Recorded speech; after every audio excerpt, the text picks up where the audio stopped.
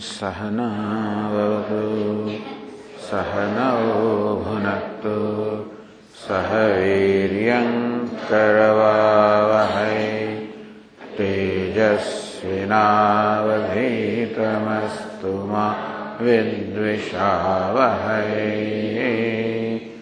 ॐ शान्ति शान्ति शान्तिः।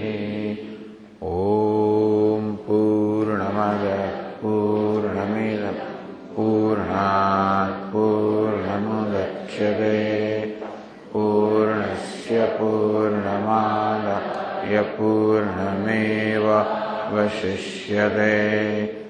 ॐ शान्ति शान्ति शान्तिः। श्रुतिस्मृतिपुराणानाम् आलयं करुणालयं नमामि भगवत्पादं शङ्करं लोकशङ्करं शङ्करं शङ्कराचार्यं केशवं बादरायणं सूत्रभाष्यकृतौ वन्दे भगवन्तौ पुनः पुनः। ईश्वरो गुरुरात्मेति भेदविभागिने व्योमवद्व्याप्तदेहाय दक्षिणामूर्तये नमः। ऋषिणा केनचित् प्रोक्तम् इतिहासमिमं शृणु। गुरु जी शिष्यों ने કહે છે કે કોઈ એક ઋષિએ જે ઇતિહાસ કહ્યો હતો એ તમે સાંભળો। ઇન્દ્રાશ્વિનામ મર્મ રૂપમ અશ્વિનો। ઇન્દ્ર અને અશ્વિની કુમારો વચ્ચે જે એક રહસ્યમય ઘટના બની હતી એ જોઈને કોઈ ઋષિ અત્યંત ગુસ્સે થયા। તો અશ્વિની કુમારો અને ઇન્દ્ર વચ્ચે જે એક ગુપ્ત ઘટના બનેલી એ આ ઋષિ જાણતા હતા, એને કારણે અત્યંત ક્રોધાયમાન હતા। એક વખતે ઋષિ અશ્વિની કુમારો પાસે ગયા હશે। કાર્ય ગૌરવાદ અશ્વિની કુમારો ખૂબ વ્યસ્ત હોવાના કારણે એ ઋષિનું કામ થયું નહીં। અવજ્ઞાતસ્તતઃ તે ઋષિ અપમાનિત થયા અને એ અશ્વિની કુમારો પર ગુસ્સે થઈને કહ્યું, અશ્વિનો યુવયોર્જાને કર્મ પાપતમં કૃતમ। હે અશ્વિની કુમારો, તમે અત્યંત પાપિષ્ઠ કર્મ એ કર્યું છે હું જાણું છું। ઘનાઘનો મહાવૃષ્ટિમ પ્રકટીકૃતે યથા। જેવી રીતે વાદળો ખૂબ બધી ગર્જના કરીને પછી વર્ષાના રૂપમાં પ્રકટ થાય છે તેવી રીતે હું પણ મોટે મોટેથી તમારું આ ક્રૂર કૃત્ય છે એ જાહેર કરી દઈશ। એવી અશ્વિની કુમારને ધમકી આપી। પ્રકટમ દુષ્કૃતમ કર્મ કરિષ્યામિ તથાહ્યહમ। અશ્વિની કુમારને એમ કહેવામાં આવ્યું કે તમારું ગુપ્ત આવું પાપ કર્મ છે હું પ્રકટ કરી દઈશ। ત્યારે અશ્વિની કુમારો જોયું એ તો જ્ઞાની મહાપુરુષ હતા, દીર્ઘ દૃષ્ટિ હતા અને એમને વિચાર્યું કે આ પ્રકારે આપણો એ કૃત્ય પ્રગટ થશે તો આપણે તો કીર્તિમાં જ વૃદ્ધિ થવાની છે। એ પ્રકારે વિચારને એમણે મુનિઓને કહ્યું કે હા ભાઈ, અમે જે દુષ્ટ ક્રૂર કર્મ કર્યું છે તે કથમ આવાભ્યામ કૃતમ। એ કર્મ અમે કેવી રીતે કર્યું, કેન વાપે નિમિત્તે ને કયા કારણથી કર્યું, આ બધું હે મુનિ તમે જરૂર વર્ણન કરો। અમે શું કર્યું અને કયા કારણથી કર્યું અને કઈ રીતે કર્યું તમે જરૂરનું વર્ણન કરો। આપ તો સન્માન આપનારા છો અને આ રીતે ખરેખર તો અમારો આ પોલમ પોલ બહાર પડીને માન જ આપવાના છો। જો આપ બરોબર અમારું આ કર્મને પ્રગટ કરશો તો અમે જરૂર આપનું કામ કરીશું। આ પ્રકારે જયારે મુનિને કહેવામાં આવ્યું ત્યારે એમણે જે બધી જ ઘટના બની ગઈ હતી એ કહેવાનો પ્રારંભ કર્યો। એટલે આમ તો મૂળ ગુરુ શિષ્યના સંવાદના રૂપમાં છે, એ ગુરુજી શિષ્યોને આ મુનિ અને અશ્વિની કુમારો વચ્ચે જે સંવાદ થયો એ કહી રહ્યા છે કે પરમેશ્વર અર્થાત બ્રહ્માજીથી પ્રારંભ કરીને આ ગુરુ પરંપરા જે શરૂ થઈ એમાં દધ્યંગ આથર્વણ ઋષિ હતા અને અશ્વિની કુમાર એમના શિષ્ય હતા. દધ્યંગ આથર્વણ પૂર્વમ બ્રહ્મ જ્ઞાનાત મહાયશઃ. દધ્યંગ આથર્વણ ઋષિ તો બ્રહ્મ જ્ઞાની હતા, તેથી મહાયશસ્વી હતા અને એમણે આ બ્રહ્મ વિદ્યાનો સંપ્રદાય પ્રવર્તિત કર્યો. અશ્વિની કુમાર દ્વારા એ સંપ્રદાય પ્રવર્તિત થયો. આમ તો હંમેશા સમદૃષ્ટિ ધરાવનારા હતા દધ્યંગ આથર્વણ ઋષિ. અને તે ગમે તે હોય, દેવાનામ અસુરાણામ છે મનુષ્યાણામ આપી, દેવતા હોય અસુરો હોય મનુષ્યો બધા પ્રત્યે સમદૃષ્ટિ ધરાવનાર હતા.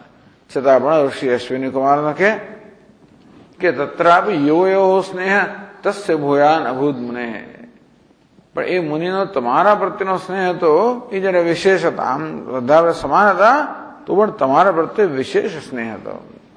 બાલ્યમારભ્ય શિષ્ય છે યુવામ તસ્ય મહા. કારણ કે તમે બાળપણથી માંડીને એમના શિષ્યો હતા માટે તમારા પ્રત્યે વિશેષ લગાવ હતો.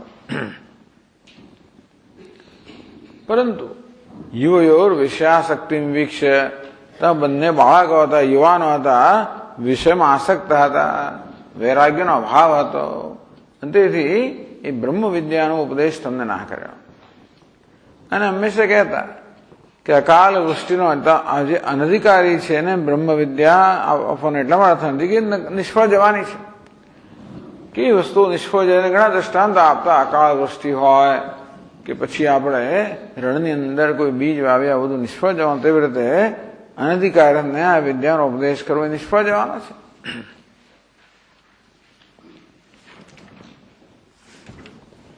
રૂપ વિદ્યા અભિસંપન્ન તરુણો યુદ્ધ દુર્મદ.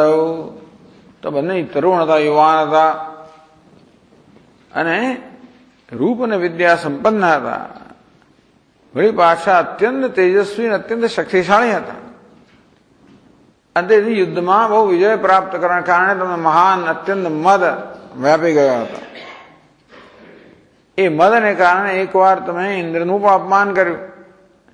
એને કારણે ઇન્દ્રે તમારે એવું ફરમાન કર્યું કે હવેથી તમને લોકોને કોઈ યજ્ઞમાં ભાગ, દેવતાઓ હતા, અશ્વિની કુમારોનો ભાગ મળવો જોઈએ, પરંતુ ઇન્દ્રે ફરમાન કર્યું કે આ તો અપવિત્ર છે, આ તો પેલા વૈદ્ય લોકો છે, વૈદ્ય બધું અપવિત્ર કામ કરે, અપવિત્ર વસ્તુને સ્પર્શ કરે માટે અપવિત્ર છે. તેથી આ નરાધમો, મૂળ પણ વૈદ્ય હતા, નરાધમ હતા.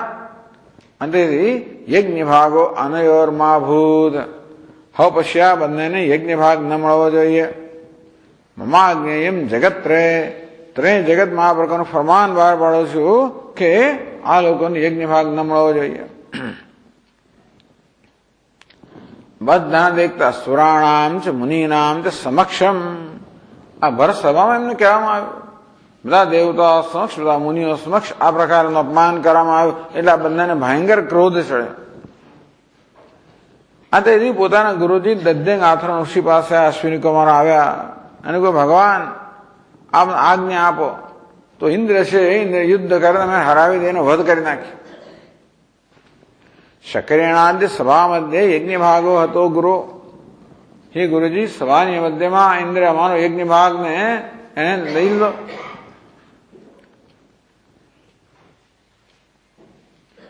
કિંતુ યુક્તમ, એ કે યોગ્ય છે, આપ જ કહો, અમારો યજ્ઞ ભાગ લઈ લો, યોગ્ય છે.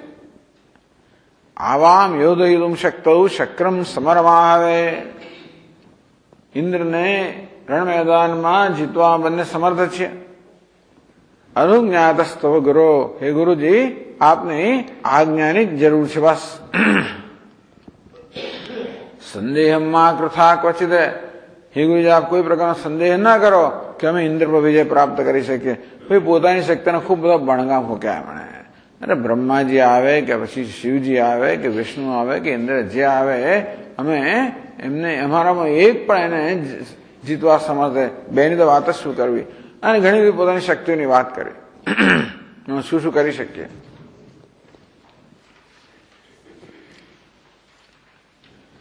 एवमादि वचः पूगैः भवद्भ्याम आत्मनो बलम उक्तम दधीचः पुरतः. પોતાની કઈ કઈ સિદ્ધિઓ છે, શક્તિઓ છે અને કેવી રીતે પોતે શત્રુઓનો પરાજય કરી શકે છે, આ બધી વસ્તુઓ આ રીતે તમે તમારી શક્તિઓના બણગા ગુરુ સમક્ષ ફૂંક્યા. ગુરુ વિશ્વાસ કારણમ, ગુરુજીમાં વિશ્વાસ ઉત્પન્ન કરવા માટે કે અમે ઇન્દ્ર હરાવવા શક્તિમાન છે. અમારો યજ્ઞ ભાગ લેનાર કોણ, અમારું અપમાન કરનાર કોણ? આપ આજ્ઞા આપો તો અમે ઇન્દ્રના સૈન્ય સહિત હરાવી દઈએ. સ વિચાર્ય ચિરમ પશ્ચાત, ગુરુજીએ દીર્ઘકાળ સુધી વિચાર કર્યો અને પછી ઉત્તર આપ્યો. યુવામ વચનમ અબ્રવીત, અને ગુરુજીએ કહ્યું તમને આ ઋષિ અશ્વિની કુમારનો કહી રહ્યા છે. ક્રોધ શત્રુ વશમ યાતમ મા યુવામ શત્રુતાપિનવ. તમે તો શત્રુતાપિનવ, શત્રુને સંતપ્ત કરનારા હે યુવાનો, ક્રોધ શત્રુ વશમ યાતમ માં, તમે લોકો ક્રોધ રૂપી શત્રુને વશ નહીં થાવ. ન શક્રો યો શત્રુ શત્રુવામેશે વહી. આ ઇન્દ્ર તમારો શત્રુ નથી, ક્રોધ તમારો શત્રુ છે. શક્રમ જેતુમ પુરાકસ્માદ યોર્ના ભવત મનઃ. આ પહેલા ક્યારે પણ ઇન્દ્રને હરાવવાની તમને ઈચ્છા થઈ જ નહીં, અને અત્યારે તેનું કારણ શું? ઇદાનીમ કેન વા જાતમ ઇતિ કસ્માદ ન ચિંત્યતે. હવે જ તમને ઇન્દ્ર સાથે યુદ્ધ કરીને હરાવવાની આવી જાતનું મોટું ઈચ્છા થઈ, એનું કારણ જરા વિચાર તો કરો કે તમારો શત્રુ કોણ છે. ઇન્દ્રિયાણી પરાજિત્વા કામ ક્રોધાદ કિંકરાન. આ ઇન્દ્રિયો છે તો કામ અને ક્રોધની ગુલામ છે. ઇન્દ્રિયો કામ અને ક્રોધની ગુલામ છે. હવે ઇન્દ્રિયો પર તમે લોકો પહેલા વિજય પ્રાપ્ત કર્યો. યુવામ દેવત્વાપન્ન, અને એ પ્રકારે ઘણી તપસ્યા કરીને તમે લોકો હવે આ દેવપણાને પામ્યા છો. દુર્લભમ સર્વદેહી, આ રીતે સ્વર્ગલોકમાં દેવતાનું સ્થાન પ્રાપ્ત કરવું એ બધા પ્રાણીઓમાં અત્યંત દુર્લભ છે. એવું સ્થાન પ્રાપ્ત કર્યું છે. અધુના તો કથમ ક્રોધ શત્રુ વશમુપાગત. હવે શું થઈ ગયું કે તમે આ ક્રોધ નામના શત્રુના વશમાં થઈ ગયા છો. ક્રોધ રાજમ સમાશ્રિત્ય નૂનમ ઇન્દ્ર કિંકરાહ. મને તો લાગે છે કે ઇન્દ્રિય નામના યોદ્ધાઓ જે છે ને એ પોતાના રાજા ક્રોધ છે ને એનો આશ્રય લઈને તમે એમના પર પહેલા વિજય પ્રાપ્ત કરીને દેવપદ પ્રાપ્ત કર્યું. એટલે ઇન્દ્રિયોને વૈર યાદ છે કે એમણે અમારો વિજય પ્રાપ્ત કર્યો હતો. એ વૈર યાદ કરીને પૂર્વ વૈર સ્મૃતિમ પ્રાપ્ત હંતુમ વાગમનંદવી. અને જે ઇન્દ્રરૂપી તારા શત્રુઓ જે છે એ પહેલાનું વૈર યાદ કરીને ક્રોધ રૂપી પોતાના રાજાનો આશ્રય લઈને તમારા પર વિજય પ્રાપ્ત કરવા સ્વર્ગમાં આવી ગયા છે. ઇન્દ્રમ જેતુમ કથમ સ્યાદામ યુવામ શક્તો યુવાદુના. આવી રીતે આ સ્થિતિમાં તમે લોકો ઇન્દ્ર પર વિજય પ્રાપ્ત કરવા કેમ શક્તિમાન બનો? ક્રોધ શત્રુ હતો નહીં. આ ક્રોધ નામનો શત્રુની જ્યાં સુધી તમે વિજય પ્રાપ્ત ન કરતા નથી, ઇન્દ્ર પર વિજય પ્રાપ્ત કરવાની શક્તિ તમારામાં ક્યાંથી આવવાની છે? આ ઇન્દ્રે તમારું અપમાન કરવાનું કારણ તમે જાણો છો? કામ શત્રુ હતો દૃષ્ટવા યુવામ બલ વિવર્જિત. ઇન્દ્રે જોયું કે તમે લોકો કામરૂપી શત્રુથી પરાજિત થઈ જ ગયા છો, એટલે તમે તો બલહીન થઈ ગયા છો. એટલા જ માટે વાક સહાયક સભા મધ્યે શક્રેણ નિહતો વૃષમ. એટલે વારંવાર ને સારી રીતે આ વાઘરૂપી શસ્ત્રથી તમારા પર પ્રહાર કરવામાં આવ્યો સભાની મધ્યમાં.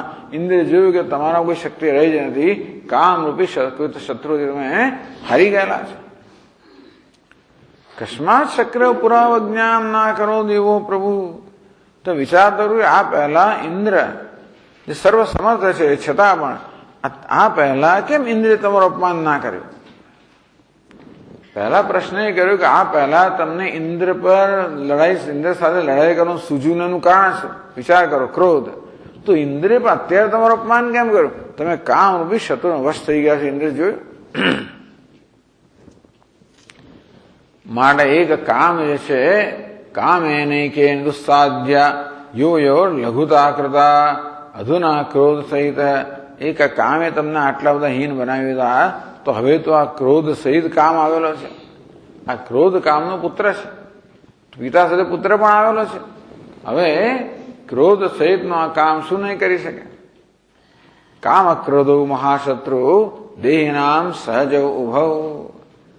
હે અશ્વિની કુમારો, જાણો કે આ દેહ અર્થાત પ્રાણીઓ માટે, મનુષ્ય માટે કામ અને ક્રોધ છે એ મહાશત્રુઓ છે, સહજ છે, જન્મ સાથે આવેલા છે. તો વિહાય પરમ શત્રુ યોજય સતુ મંદદી. આ કામ ક્રોધ રૂપી શત્રુઓ પોતાનામાં વિદ્યમાન હોય એમની અવગણના કરીને, ઉપેક્ષા કરીને બીજા બધા શત્રુઓ પર વિજય પ્રાપ્ત કરવાનો મૂર્ખ જ છે. પેલા અહીં રહેલા નજીકમાં રહેલા શત્રુઓ વિજય પ્રાપ્ત કરો. યુવયોર સામર્થ્યમ જે તુમ શત્રુ ને વિદ્યતે. શત્રુ પર વિજય પ્રાપ્ત કરવાનું સામર્થ્ય તમારામાં હોય. જય તમ દુર્જય શત્રુ. તો કામ અને ક્રોધ નામના દુર્જય શત્રુઓ છે, એમાં વહેલા વિજય પ્રાપ્ત કરો. કામ એને વિજિતો બ્રહ્મા. તમને ખબર છે આ કામે તો કોના કોનો વિજય પ્રાપ્ત કર્યો છે? કામદેવ બ્રહ્મા પર, શિવજી પર, વિષ્ણુ પર, ઇન્દ્ર પર, આ બધા વિજય પ્રાપ્ત કરેલો છે. તો બીજા બધા તમારા જેવા દેવતાઓનો હિસાબ શું છે? નારી ક્રીડા મૃગા, એ તો નારીની ક્રીડાના પશુઓ છે, એમના પર વિજય પ્રાપ્ત કરવાનો કામ માટે શું મુશ્કેલ છે? પંચબાણસ તતો જે શત્રુ અસ્તિ દેહીના. માટે આ મનુષ્ય જો વિજય પ્રાપ્ત કરવાનો હોય તો પંચબાણ અર્થાત કામદેવ પર વિજય પ્રાપ્ત કરવા યોગ્ય શત્રુ તો એ છે. યુવાભ્યામ જીતો ના એમ કિંતુ તેને યુવામ જીતો. તમે લોકો કામ પર વિજય નથી પ્રાપ્ત કર્યો, એને તમારો વિજય પ્રાપ્ત કર્યો છે. અને જો જયંતિ મુનય કેજિત પંચબાણમ કથંચન. કેટલાક મુનિઓ કોઈક રીતે આ કામ ઉપર શત્રુ પર વિજય પ્રાપ્ત કર્યો છે. તદીયમ તનેમ ક્રોધમ શક્તા જયતુમ ન તેભિ. પરંતુ આ કામનો પુત્ર છે ક્રોધ, એના પર વિજય પ્રાપ્ત કરવા શક્તિમાન થયા નથી. કામ જ અઘરો અશક્ય છે, પણ કોઈ કે વળી કામ પર વિજય પ્રાપ્ત કરવા એવા ઋષિઓ હોય, પરંતુ ક્રોધ તો આવીને પકડે છે એમને. પિતૃપુત્રો મહાવીર્યો કામ ક્રોધ દુરાસદવ. આ પિતા અને પુત્ર સમાન આ કામ અને ક્રોધ છે, એમને ખરેખર તો એમને પકડવા મુશ્કેલ છે. ટૂંકમાં સામનો કરવો પણ અસંભવ, નજીક જવું મુશ્કેલ છે, સામનો કરવો અસંભવ છે. વિજિત સકલમ વિશ્વમ વર્તે તે જય કાશન. આ સમગ્ર વિશ્વ પર વિજય પ્રાપ્ત કરીને પોતાની વિજય ધ્વજા ફરકાવી રહ્યા છે. યુવામ યદિ બલોપેતો માનવ શત્રુકર્ષણ. તમે ખરેખર પોતાને બળવાન માનતા હો અને શત્રુ વિજય પ્રાપ્ત કરવાને શક્તિમાન માનતા હો. જીત્વા ઇમૌ જયતમ શક્રમ સામરમ બદર્પિતમ. તો તમે લોકો આના પર પહેલા વિજય પ્રાપ્ત કરો, પછી દેવતા સહિત વિંધ્ય પાસે જાઓ. પહેલા આ કામ અને ક્રોધ પર વિજય પ્રાપ્ત કરો. આમ 26મા પાના પર 143 શ્લોક છે. નિત્યમ આદિ વચન ક્રોધ શાંતિ કરે મુનિ ઉક્તવાન. આ પ્રકાર હે અશ્વિની કુમારો, ક્રોધ શાંતિ કરે વચન.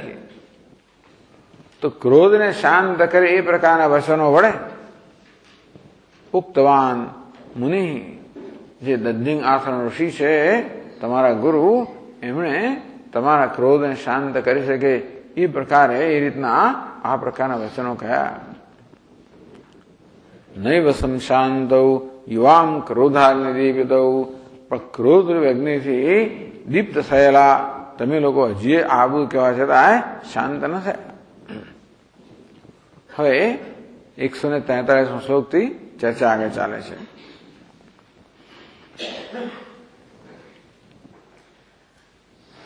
કહે છે શ્લોકમાં, યદા તદા મુનિસ્સામ ભેદૌ ત્યક્ત્વાતિ બુદ્ધિમાન ઉપપ્રદાનમારેભે યુવયોઃ ક્રોધદીપ્તયોઃ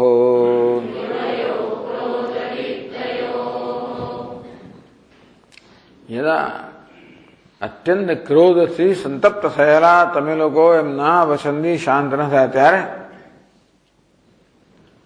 મુનિ સામભેદો ત્યક્ત્વા અત્યારે મુનિએ સામ અને ભેદ, સામ દામ દંડ અને ભેદ આ નીતિ છે. તો મુનિએ સામ અને આ ભેદ એ પ્રકારની નીતિ અત્યારે અપનાવેલી અમની સમક્ષ.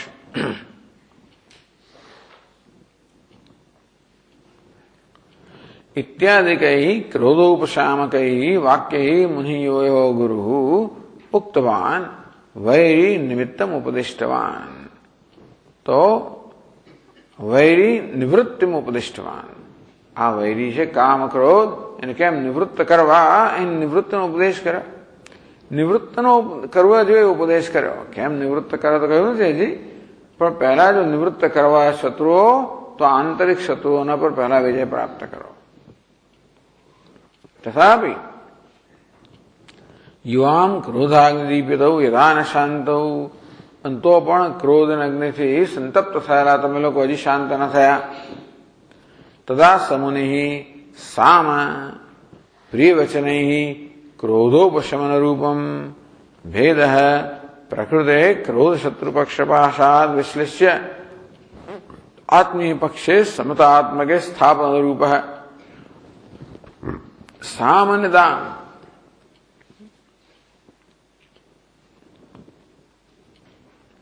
સામ એટલે શું? તો કે ભાઈ પ્રિય વચન ક્રોધોપશમન રૂપમ. આ મુનિ અત્યંત પ્રિય વચનો કયા જે તેમનો ક્રોધ શાંત થઈ જાય એને સામ કહેવામાં આવે.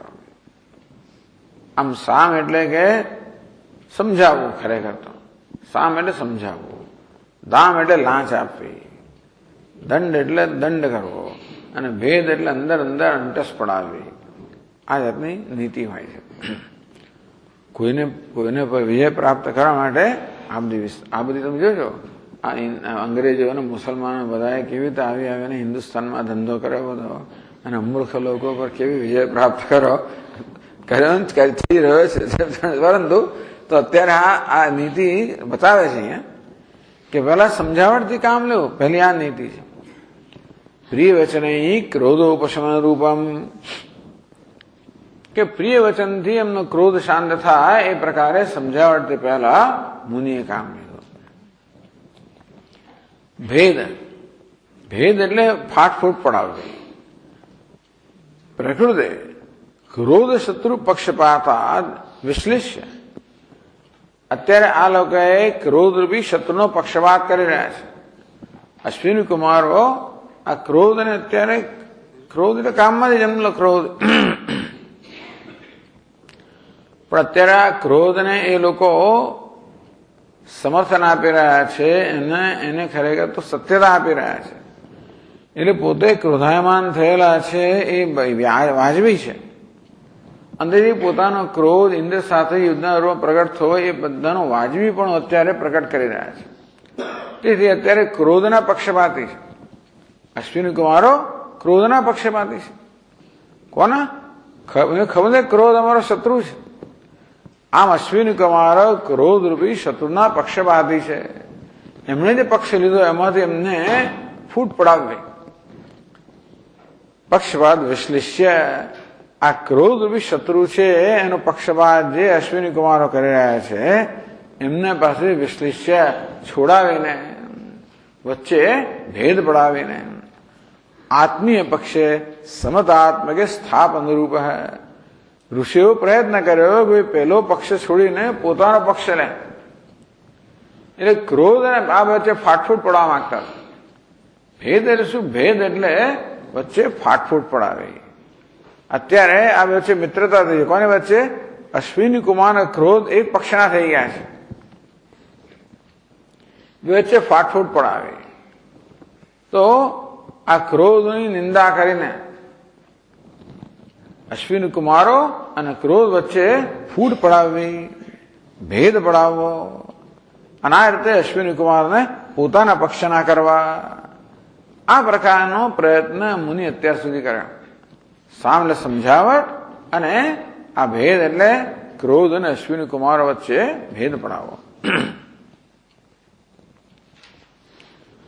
પરંતુ એણે અત્યારે કામ નથી કર્યું. આમ સામ અને ભેદનો પ્રયોગ થવા છતાં પણ અશ્વિની કુમારોએ ક્રોધને છોડવાની કોઈ તૈયારી બતાવી નથી. ઈદૃશૌ સામભેદો વિહાય, તેથી હવે આ સામ અને ભેદની નીતિએ કામ નથી કર્યું. મળે એને છોડીને મુનિ આગળ શું કરે છે? ધામ, ધામ એટલે લાલચ આપવી. યુવયો ઉપપ્રદાનમ આરબ્ધવાન, ઉપપ્રદાનમ આરેભે. આ મુનિ ઉપપ્રદાન, પ્રદાન ને દાન. હવે તમને બંનેને જરા લાલચ આપવાનું બી દાન જે છે ને લલચાવીને તમે કોઈ રીતે આ વસ્તુ છોડો. ઉપપ્રદાનમ નામ દાનસ્ય સન્નિહિતમ. ઉપપ્રદાન એટલે લગભગ દાન જેવું છે, એકદમ દાન નહીં પણ દાનની નજીક. ઇષ્ટ દ્રવ્ય દાન પ્રતિજ્ઞા રૂપમ. દાન હજી આપ્યું નથી, પરંતુ ઇષ્ટ દ્રવ્ય દાન પ્રતિજ્ઞા રૂપમ. આ મુનિ એમને દાન હજી નથી આપતા, પરંતુ અશ્વિની કુમારો ઇષ્ટ, અશ્વિની કુમારો જે ઈચ્છે છે, એ અશ્વિની કુમાર ઈચ્છે છે એ વસ્તુનું દાન આપવાની પ્રતિજ્ઞા કરે છે. એટલે આમ કરીશ એટલે દાન સન્નિહિત. એટલે કહ્યું કે ઉપપ્રદાન, ઉપ એટલે સમીપ, દાનની સમીપમાં જે હોય પ્રતિજ્ઞા. અને અહીંયા પ્લેજ કહે છે. પ્લેજ, તમે ઘણી વાર પ્લેજ કરો કે ભાઈ અમે આટલા પૈસા આપીશું. હાથમાં ના હોય, હાથ વગર ના હોય તો તમે પ્રતિજ્ઞા કરો. આઈ ઓ યુ એવું પહેલા કહેતા હતા, એવી જાતનું લખી આપે, પણ પ્લેજ લખી આપે. તે રીતે મુનિએ પ્રતિજ્ઞા આપ્યું નથી દાન, પરંતુ અશ્વિની કુમારો જે અત્યંત ઈચ્છે છે એ આપવાની પ્રતિજ્ઞારૂપી ઉપપ્રદાન એનો પ્રારંભ કરે છે આ મુનિ. યુવયો ક્રોધ દીપ્તયો. આ પ્રકારે તમે ક્રોધથી દીપ્ત થયેલા તમારા બંને માટે આ દાન કે ઉપપ્રદાન જે છે એ લાલચ છે, એ આપવારૂપી ત્રીજી વસ્તુ અપનાવે છે.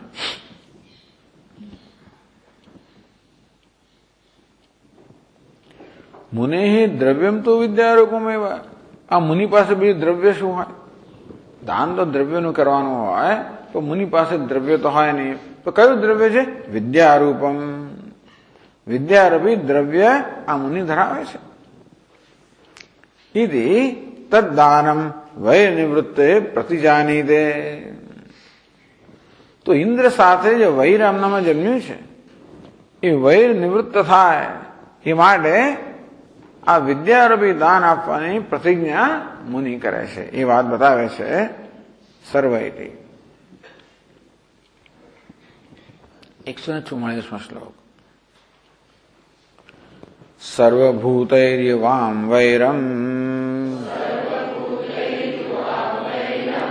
त्यजथोऽथ यदा तदा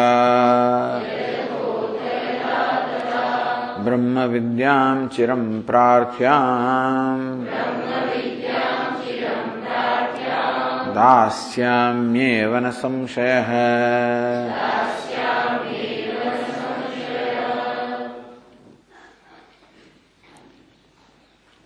સર્વભૂતૈ યુવામ વૈરમ ત્યજથ. તો બંને બધા જ પ્રાણીઓ સાથે વૈર ત્યાગી દેશો. અથ હવે યદા તદા જો જ્યારે કરશો ત્યારે બ્રહ્મ વિદ્યામ ચિરમ પ્રાર્થ્યામ. તો બંને યુવાનો કેટલાય વખતથી મારી પાસે બ્રહ્મ વિદ્યાની માગણી કરી રહ્યા છે. ઘણા વખતથી બગિંગ, ટૂંકમાં યુવાનો જ છે ને, એટલે ગુરુજીને સતત કઈ ને કઈ કયા કરતા હશે, અમને બ્રહ્મ જ્ઞાનનો ઉપદેશ કરો. બ્રહ્મ ક્યારથી તમે કયા કરો છો? જે ઉપદેશ મેં કર્યો નથી.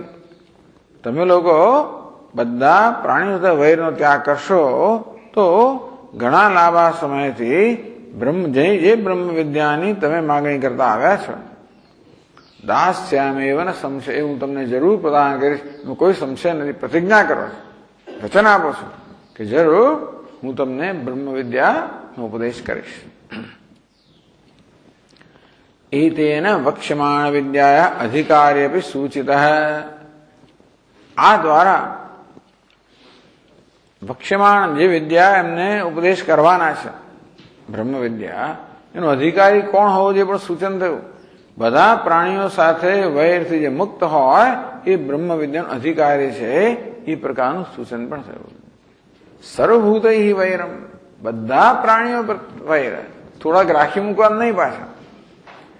આમ સામાન્ય બે ચાર જણ તો બરોબર આપણા મનની અંદર હોય જ કે ભલે કશું ના કરીએ આપણે કરવાના છે શું, અને આપણે તો આ તો અશ્વિની કુમાર તો બધી બહુ વિકલ્પ, આપણે તો કઈ હોય નહીં વિકલ્પ, બીજું કશું નહીં. તો હવે તમે સાધુ થયા એટલે અમુક વિકલ્પનો તમે પ્રયોગ પણ ના કરી શકો. છતાં મનમાં વૈર જાળવી રાખ્યું હોય એ બરાબર, તો એ પણ નહીં. સર્વભૂત બધા પ્રાણીઓ પ્રત્યે વૈરનો ત્યાગ. દ્વેષ્ટા સર્વભૂતાનામ મૈત્ર કરુણ એવ છે. કોઈ પ્રાણી માત્ર પ્રત્યે દ્વેષ ન હોય, એ દ્વેષ વૈરભાવ જન્માવે. આ બ્રહ્મ વિદ્યાની પ્રાપ્તિ માટેનો અધિકાર છે. એટલે દાન, એમને દાન આપવાની પ્રતિજ્ઞા કરી એની. તો અશ્વિનો હઠ, પણ યુવાન છે ને અને મદમત્સ છે એટલા માટે હજી હઠ કરે છે. આગળ ગયા છે 145 શ્લોકમાં. એવ મુક્તૌ યુવામ કોપ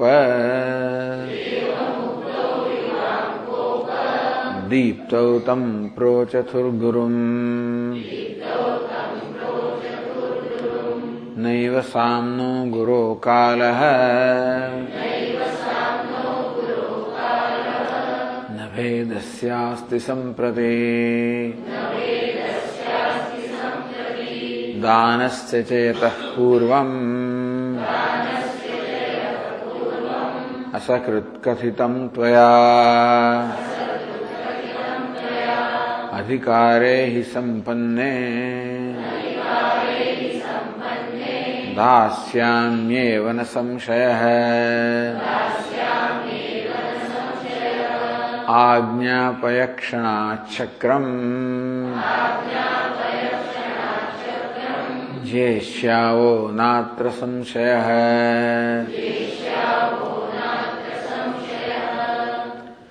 આવી જાતનો સંવાદ પણ હોય છે ખરો ગુરુ શિષ્ય વચ્ચે, એ જમાનામાં પણ હોય. આપણને કઈ નવું નવું બધું વધે પણ કલિયુગમાં જેવું નથી આવતું. હા, તો ત્યારનું ચાલતું આવે છે. એવો મુક્તો યુવામ કોપ દીપ્ત, બંને કોપથી દીપ્ત. તમ ગુરુમ પ્રોચતુહુ, તેથી તે ગુરુને તમે કહ્યું કે છે એવં ગુરુના પ્રોક્તમ અપી એવું મુક્તો.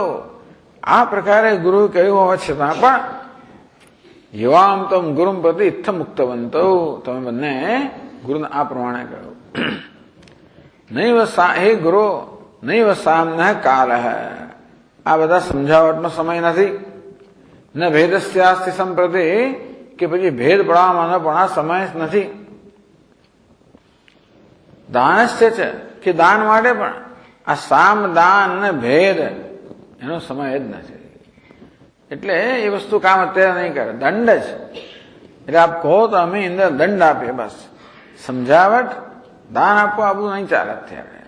અયમ કાલ સામ દાન ભેદાનામ નાસ્તિ.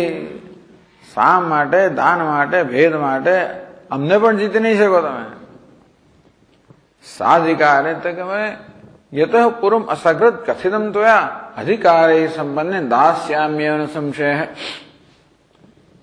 અને વિદ્યાનું આપ વચન આપો છો, પછી તો આપે આપેલું જ છે ને. આપે પહેલા કહેલું જ છે અસકૃત ત્વયા કથિતમ. આપે એક નહીં અનેક વાર કહેલું છે ભૂતકાળમાં. જેટલી વાર અમે વિદ્યા માટેની માગણી કરે છે દરેક વખતે તમે કહેલું જ છે અધિકારે સંપન્ને દાસ્યામ્યેવ સંશય. આ જ કહ્યું છે કે તમે અધિકારીત્વ પ્રાપ્ત કરશો તો તમને બ્રહ્મ વિદ્યાનો ઉપદેશ કરીશ, કોઈ સંશય નથી. એટલે હવે કહેલું છે અનેક વાર, એટલે અમે નવું તો આપ કઈ કહેતા નથી. અને આપ કહો છો બધા પ્રાણીઓ પ્રત્યે ક્રોધમાંથી મુક્ત થાવ, વૈરમાંથી, એટલે અધિકારીત્વ પ્રાપ્ત કરો. તો કહેલું જ છે, એમાં નવું કઈ છે નહીં. એટલે એ દાન પણ કામ કરવાનું નથી. સાધિકારે વિદ્યાદાનંદ પ્રતિજ્ઞાદમ પૂર્વમેવ. એ તો પ્રતિજ્ઞા મેં પહેલે કરેલી જ છે કે અમે જે કાર્ય તો પ્રાપ્ત કરી દો વિદ્યા પ્રદાન કરશો. એ તને તલ્લોભે એના આપી વૈરમ માટે એ વિદ્યા લોભ ચૂર્ણો વૈર ત્યાગ નહીં કરીએ, સમજાવટથી ત્યાગ નહીં કરીએ, ભેદથી ત્યાગ નહીં કરીએ, અને એ તમે વિદ્યાના દાનની પ્રતિજ્ઞાથી પણ વૈર ત્યાગ નહીં કરીએ. એક જ વસ્તુ રહી રહે આજ્ઞાપે ક્ષણાશક્રમ જ્યેષ્ઠાઓ નાત્ર સંશય તસ્માત ઇન્દ્રમ જેતુમ આજ્ઞાપે માટે ઇન્દ્ર પર વિજય પ્રાપ્ત આજ્ઞા આપો. ક્ષણાત શક્રમ જ્યેષ્ઠાવ એક ક્ષણની અંદર અમે આ શક્ર અર્થાત ઇન્દ્ર પર વિજય પ્રાપ્ત કરશું. નાત્ર એમાં કોઈ સંશય નથી, માટે માત્ર આપની આજ્ઞાની જ રાહ જોઈએ છે, બીજી કઈ જરૂર નથી. એટલે હવે આગળ કહે છે એવ મુક્તે ગુરુ દંડ રૂપમ વચન મુક્તવાન યો યો હૃત કામ સન્ન સર્વભૂત સમો મુનિ.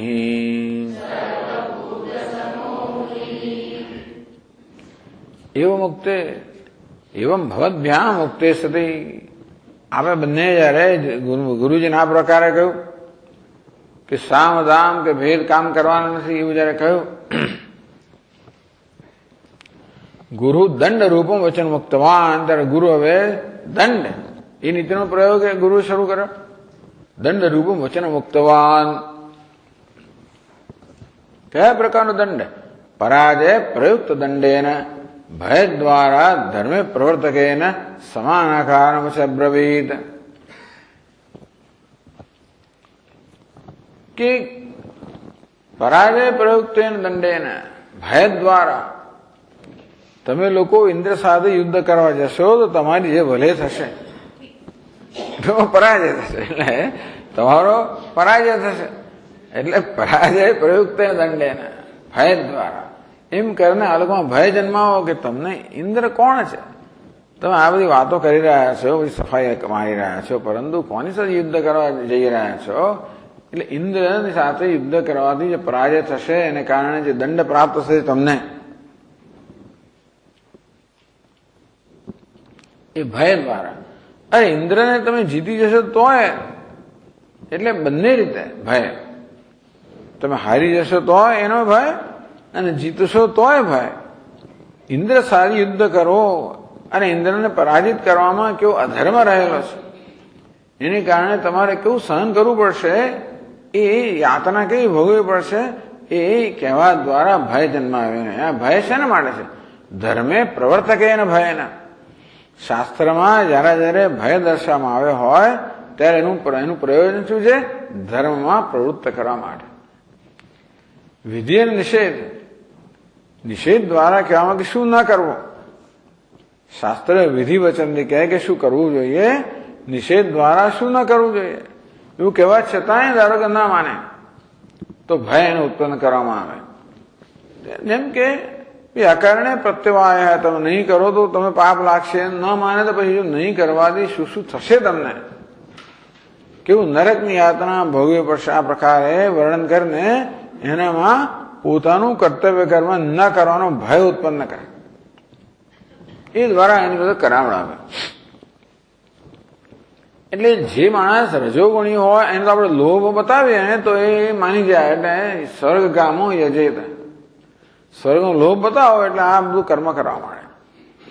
પણ આવું પણ જઈને નથી જોતું સ્વર્ગ. એવું પણ કે તમોગુણી માણસ એવું જ કહેવાનું છે, એનામાં લોભ પણ ઉત્પન્ન ના થાય, ભોગ બુદ્ધિમાં ઉત્પન્ન થાય. નહીં તમોગુણ ડિપ્રેશન, તમોગુણ હોય ને ત્યારે કશું તમે એને પ્રોત્સાહિત કરી જ ના શકો.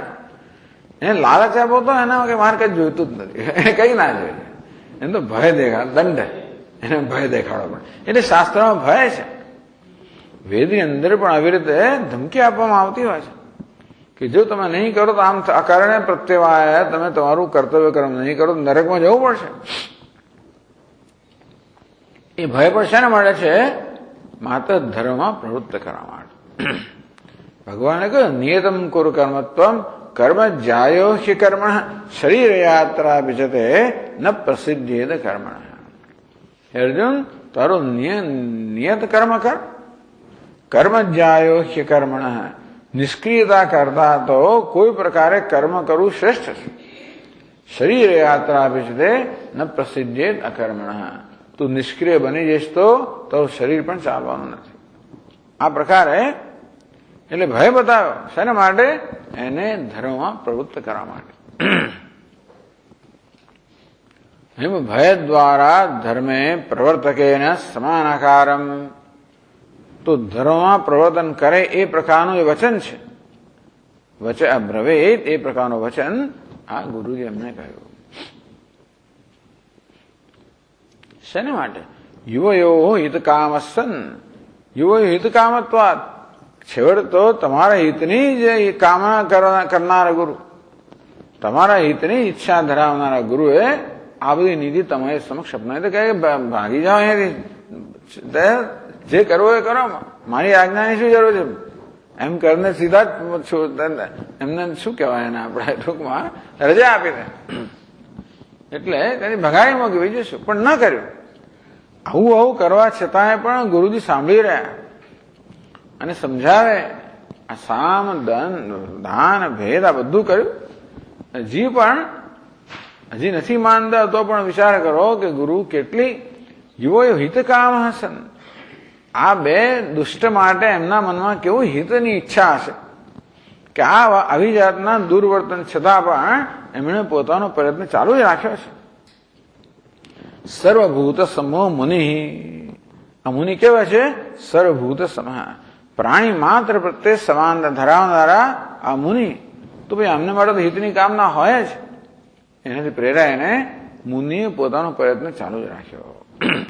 હવે એમને ભય બતાવવા છે, પોતાના પ્રત્યે છે નહીં, એમના કૃત્ય પ્રત્યે છે, જેથી એ લોકો ધર્મમાં પ્રવૃત્ત થાય. દંડરૂપમ વચનમ અભિનયતી પંચાનામિતિ. તો હવે આ દંડ કેવા પ્રકારનો, તમારે કેવા પ્રકારની યાતના ભોગવવી પડશે, તમારા આ પ્રકારના કૃત્યનું શું પરિણામ આવશે, એ પરિણામનું નિરૂપણ કરીને એમનામાં ભય ઉત્પન્ન કરવા માંગે છે. તો શરૂ કરે છે પંચાનામપી 148 શ્લોકથી. પંચાનામપી યો ભર્તા જંતુર્ભવતિ કશ્ચન ઈશ્વરસ્સ હિ વિજ્ઞેયઃ પંચભૂતાત્મકઃ પુમાન યસ્તમ હંતિ હન્યાત્ સહ સેશ્વરમ ભૂત પંચકમ.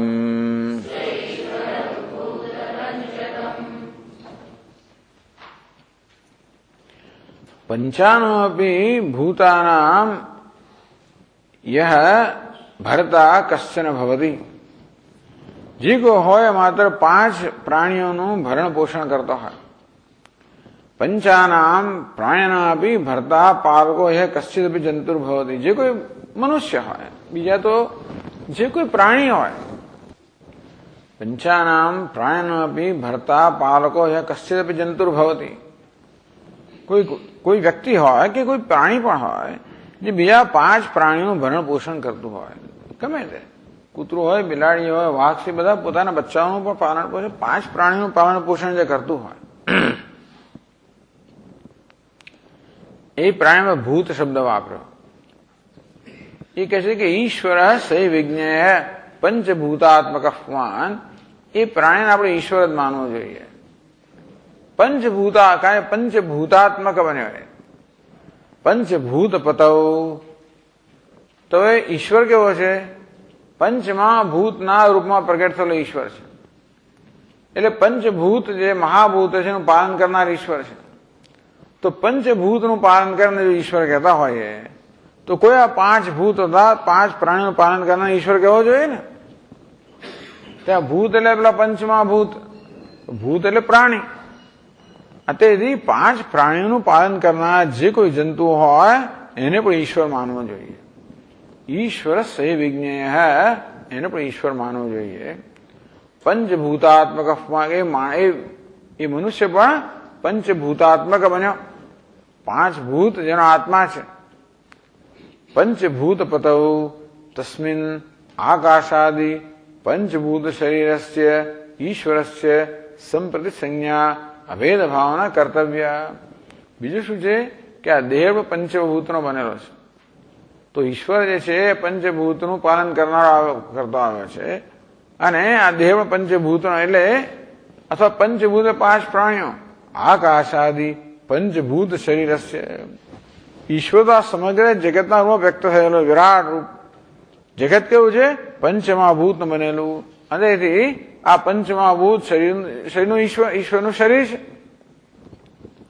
તો પંચમહાભૂત રૂપી શરીર ધરાવનાર ઈશ્વર સમાજ આ બીજું પ્રાણી જંતુ ગણવું જોઈએ, જે 5 પ્રાણીઓ અર્થાત 5 ભૂતનું ભરણ પોષણ કરતું હોય એને પંચમહાભૂતાત્મક ઈશ્વર જ ગણવો જોઈએ.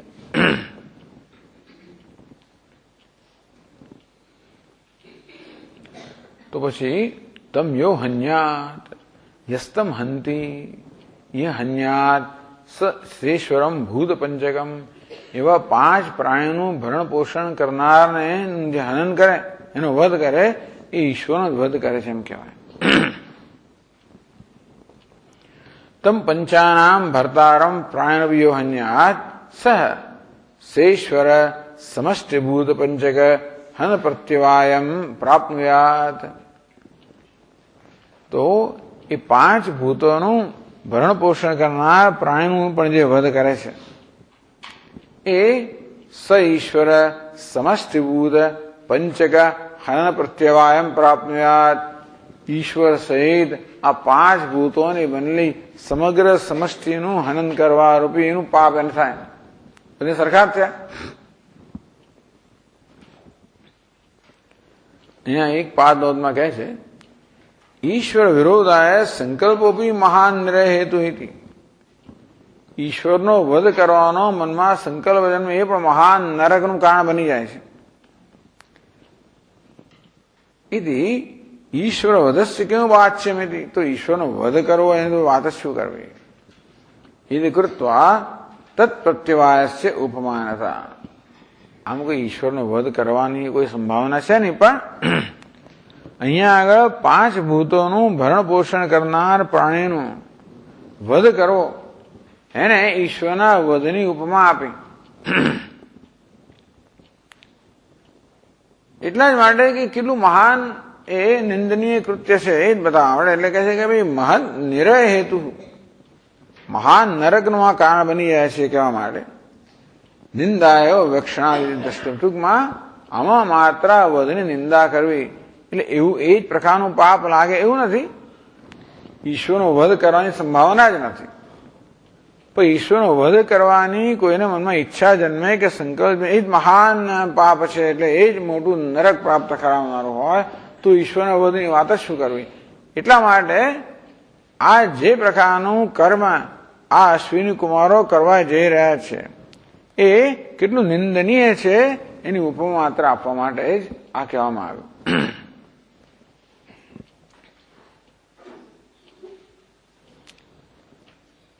ભરતુ હનેત કાર્યાણ હનનાથ.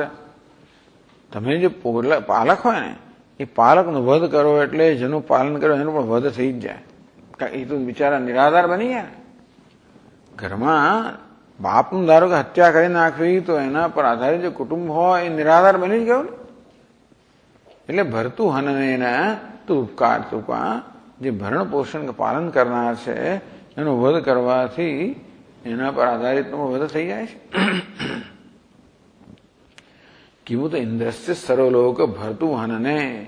ઇન્દ્ર તો 3 લોકનું પાલન કરનાર છે, એનો વધ તમે કરો તો તમે કેટલું પાપ લાગવાનું. 3 લોકોનો વધ કરવા સમાન પાપ લાગે કે એ 3 લોકનું પાલન કરનાર છે. એથી ભાવ. એક વસ્તુ છે કે વૈદિક કાળમાં બધા લોકો પાપથી ગભરાય, અધર્મથી ગભરાય, નરકથી ગભરાય, યાતનાથી ગભરાય. એટલે હવે એ પ્રકારનો ભય બતાવે છે જેથી એ લોકો ધર્મમાં પ્રવૃત્ત થઈ શકે. उपजीव्यस्य प्रभोः हन्ने कृतज्ञे नास्ति निष्कृति इत्यादि वचनेभ्यः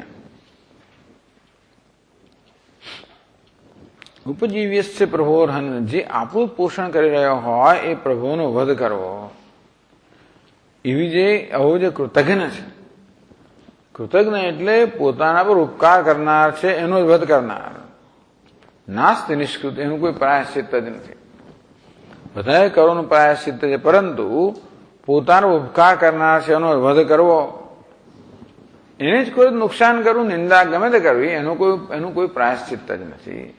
इत्यादि वचनेभ्यः प्रायश्चित्त ही अपरिहार्य कृतज्ञता दोषो भी. तो कृतज्ञता नामनो दोष છે. પોતાના પર કરેલો ઉપકારનો બદલો અપકાર કરવાના બદલામાં. આમ તો કૃતજ્ઞ એને કહેવાય કે પોતાના પર ઉપકાર યાદ રાખે અને હંમેશા વળતો ઉપકાર કરે. કૃતજ્ઞ એટલે પોતાનો ઉપકાર કર્યો હોય એનો અપકાર કરે. એ કૃતજ્ઞતા દોષોપી આપતતિ, એ કૃતજ્ઞતા નામના દોષનો કોઈ પ્રાયશ્ચિત્ત જ નથી. તેથી પ્રાયશ્ચિત અપરિહાર્ય. તો પ્રાયશ્ચિત્તથી જેનો પરિહાર, દરેકનો પરિહાર હોય નહીં. પરિહાર કર્મ તમને બતાવે. જોશી પાસે જાઓ એટલે કે ભાઈ આનો પરિહાર આ છે. એટલે જે કે દોષ થઈ ગયો હોય કે જે કઈ ગ્રહો વગેરે કઈ તો તમે પરિહાર બતાવે. પણ આ કૃતજ્ઞતા નામનો જે દોષ છે એનો કોઈ પરિહાર જ નથી. એ પણ આવશે. ટૂંકમાં આ પાપ તો તમને લાગશે જ. જે બધાનું ભરણ પોષણ કરતા હોય એનો વધ તમે કરો તો મહાન પાપ લાગે છે, પણ સાથે સાથે કૃતજ્ઞતા નામનો દોષ જે છે એ તમને લાગશે, જેનો પરિહાર નથી. એ હવે કહેશે પછીના શ્લોકમાં. યસ્માદ ઉપકૃતઃ કશ્ચિત હન્તે ચેત્તં નરાધમઃ સહન્યાત પિતરમ સ્વસ્ય જનનીં ચ કુલૈઃ સહ.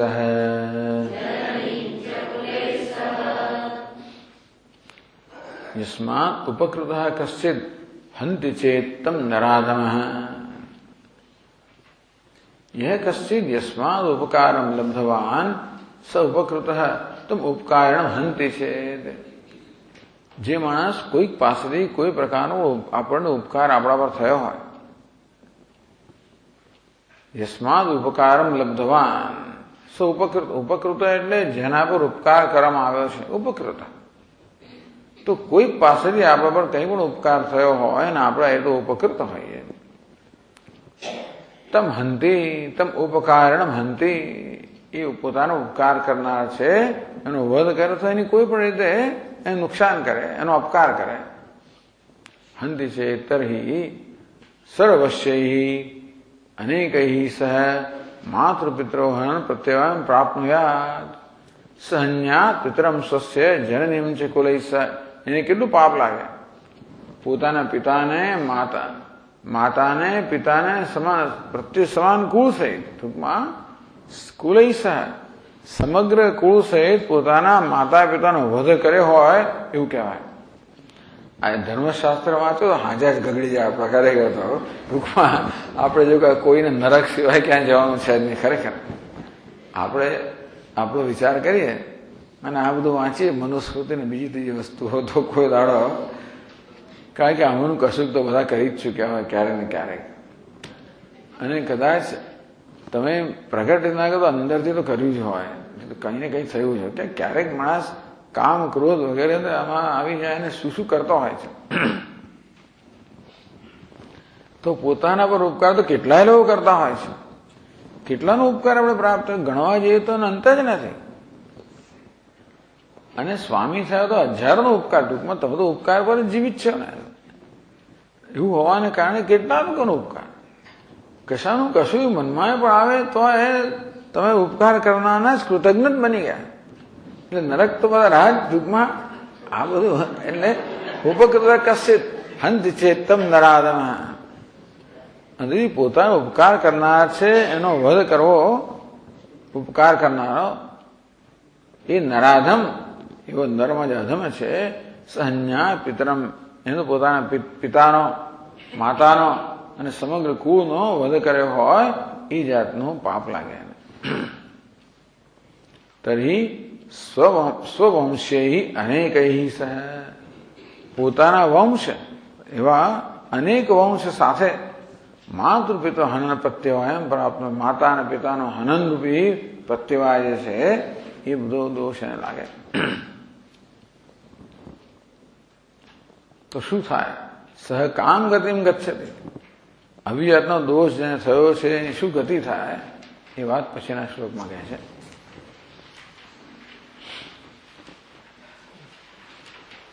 અંધતામિશ્ર નામાયો નરકો નરકાધિપ પ્રાણિનો નિવસન્ત્યત્ર સ્વામિદ્રોહપરાયણાઃ.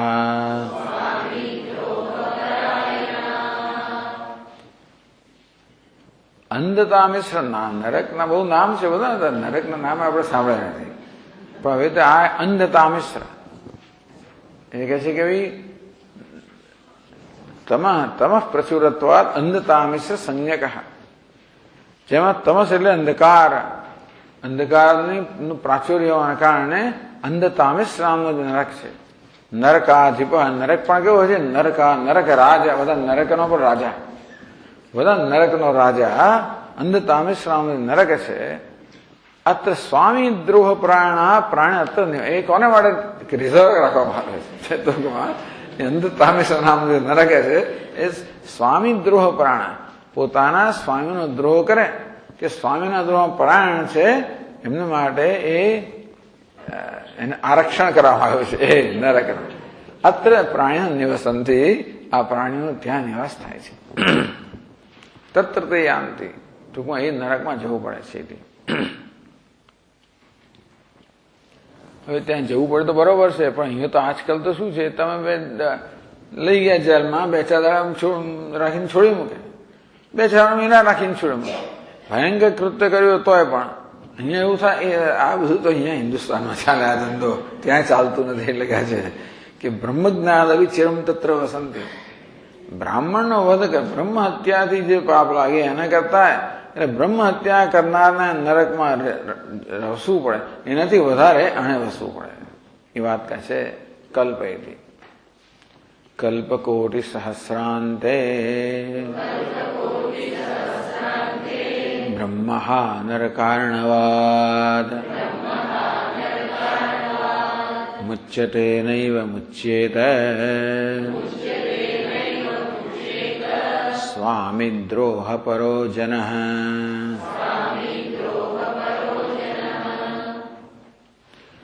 બ્રહ્મા નરકાર્ણવાદ કલ્પકોટિ સહસ્રાંતે મુચ્યતે.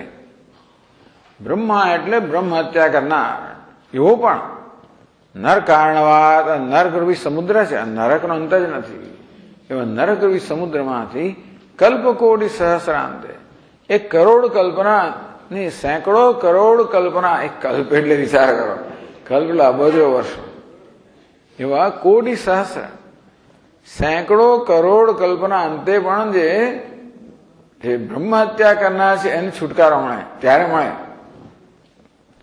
નહીં મુચ્છેદ સ્વામી દ્રોહ, પરંતુ સ્વામીનો દ્રોહ કરનાર માણસ છે એને તો કલ્પકોટી સદ એટલે સેંકડો કરોડ કલ્પ સુધી આ અંધતામિશ્રમાં રહેવા છતાં પણ એનો છુટકારો થતો નથી. અભિભૂમે ખંડમાત્રમ પાલયેદ્યસ્તુ દેહભાગ સરાજા નૈવ વધ્ય સ્યાત્ વશં પ્રાપ્તોપી વૈરિણામ.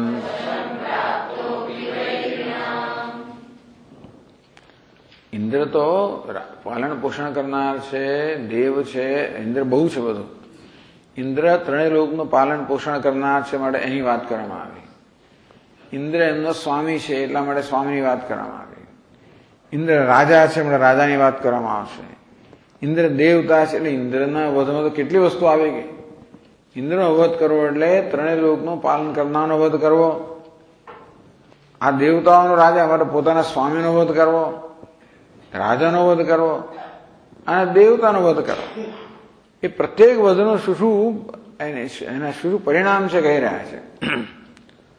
તો પહેલા પાલન કરનાર ઇન્દ્ર છે એની વાત કરી, પોતાનો સ્વામી ઇન્દ્ર છે એની વાત કરી, હવે રાજા ઇન્દ્ર છે એની વાત કરે છે કે અભી ભૂમે ખંડ માત્રમ પાલે જસ્તુ દેહવાગ, જે દેહધારી મનુષ્ય ભૂમિને ખંડનું પાલન કરતો હોય એને રાજા કહેવાય. સ રાજા નહીં વધ્યસ્યાત, આ રાજાનો ક્યારે વધ ના કરવો જોઈએ એવું કહેવામાં આવ્યું છે. વશમ પ્રાપ્તો વૈરિણામ, આ રાજા વૈરીના કાબુ કબજામાં આવી ગયો તો પણ રાજાનો વધ ના થવો જોઈએ, દૂતનો વધ ના થવો જોઈએ. અમુક જાતના એવી જાતનો શિષ્ટાચાર છે, એવી સભ્યતા છે કે ભાઈ એટલા માટે હનુમાનજીનો વધ કરવા રાવણ તૈયાર થયો હોય તો વચન બોલે કોઈ એનો વધ કરી નાખ્યો. રાવણની સ્વભાવ છે ને, રાવણને આ પ્રકારે કહેવું એટલે ગમે તે માણસ ગુસ્સે થાય એને વધ કરવા શંકા નહીં. વધ કરવા તૈયાર થયું ત્યારે વિભીષણને વાર્યો કે નહીં ભાઈ દૂતનો કોઈ તો વધ ના થવો જોઈએ, અંગ ભંગ કરીને મોકલો. દૂતનો વધ ના થવો, રાજાનો વધ ના થવો જોઈએ. એટલે કે જે ભૂમિને ખંડનું પાલન કરનારને રાજા કહેવાય. એટલે કદાચ વૈરીના વશમાં આવી ગયો હોય, પકડાઈ ગયો હોય તો પણ એનો વધ ના થવો જોઈએ. ભૂમિ એક દેશમાં પાલયતી સ રાજત્વાદ અવધ્ય પ્રસિદ્ધ. તો આ રીતે રાજા ભૂમિના એક દેશનું પાલન કરનાર રાજાનો વધ એ અવધ્ય છે, અર્થાત વધ કરવા યોગ્ય નથી, એ પ્રસિદ્ધ વસ્તુ છે. ક્યું ઇન્દ્ર ત્રિલોકીપતિ, ઇન્દ્ર તો આ ત્રણેય લોકનું પાલન કરનાર છે અને ત્રણેય લોકનો રાજા છે, એ અવધ્ય અર્થાત વધને યોગ્ય નથી. તો વાત જ શું કરવી?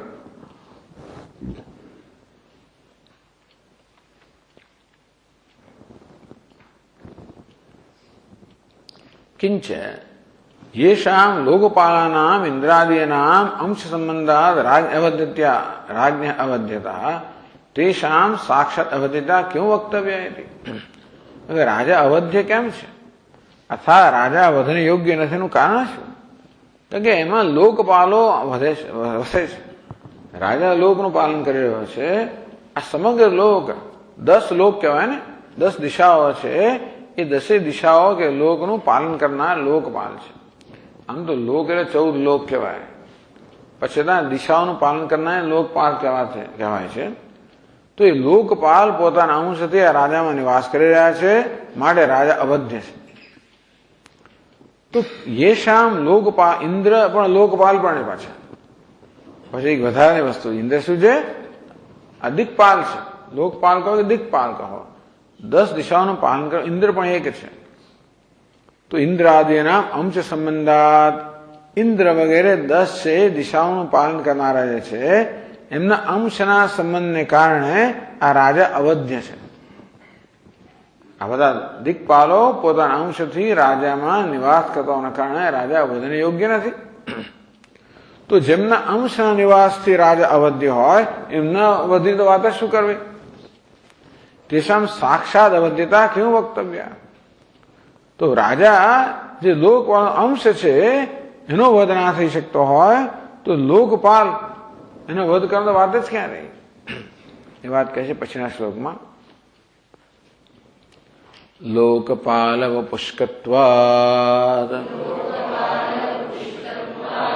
રાજા વધ્યો હિ દેહિનામ લોકપાલાઃ કથમ નામ વધ્યા સ્વર્ગ નિવાસિનઃ.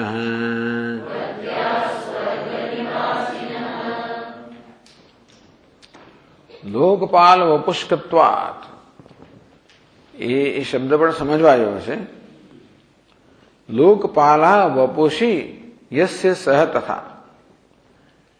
લોકપાલ વપુ, લોકપાલો જેના વપુષ અર્થાત દેહમાં નિવાસ કરનારા હોય એને લોકપાલ વપુ કહેવામાં આવ્યો. તસ્ય ભાવ લોકપાલ વપુષ્ક, એને લોકપાલ વપુષ્કત્વ. તો લોકપાલ વપુષ્કત્વાત, લોકપાલ વપુષ્ક, લોકપાલ જેના વપુ એટલે દેહમાં નિવાસ કરી રહ્યા છે, લોકપાલ વપુષ્ક એ અવસ્થા ધરાવનારને લોકપાલ વપુષ્કત્વ કહેવામાં આવ્યો. એટલે રાજા એ લોકપાલ એના દેહમાં નિવાસ કર્યા જે પ્રકારની અવસ્થા ધરાવનાર રાજા અવધ્ય છે. તો પછી ઇન્દ્ર જે લોકપાલ છે એનો વધ કરવાનો પ્રશ્ન જ ક્યાં રહ્યો? એ તો અવધ્ય છે જ.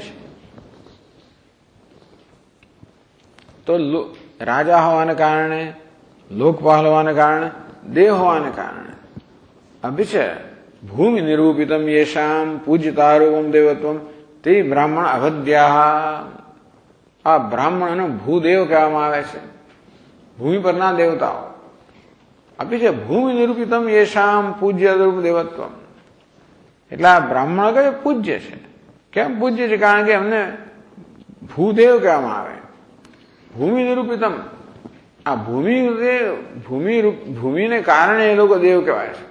ભૂમિ નિરૂપિત એટલે ભૂમિને કારણે જે લોકો દેવત્વ પામેલા છે, દેવત્વ જેને દેવ કહેવાય છે, એ લોકો પણ અવધ્યા. બ્રાહ્મણોની વધ કેમ ના થવો જોઈએ? રાજાનો કેમ વધ ના થવો જોઈએ? લોકપાલ એમાં નિવાસ કરે છે માટે. બ્રાહ્મણનો કેમ વધ ના થવો જોઈએ? કારણ કે એના દેવત્વ છે, ભૂમિમાં રહેલા દેવતાઓ છે.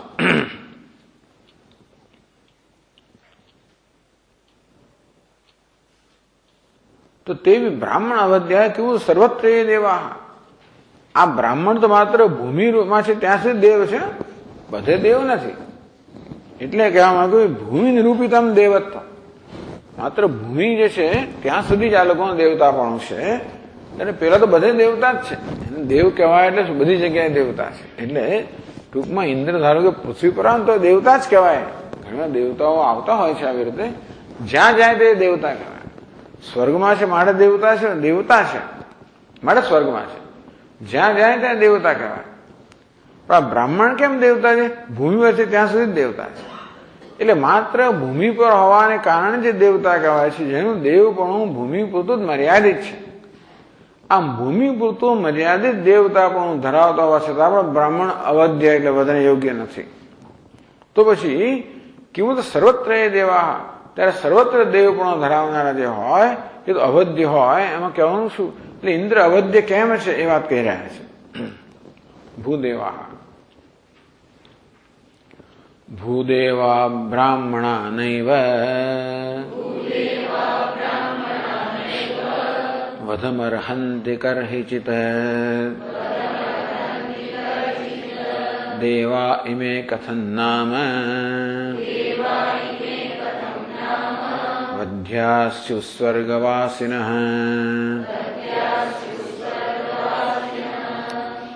ભૂદેવા બ્રાહ્મણા નૈવ વધમર્હન્તિ કર્હિચિત.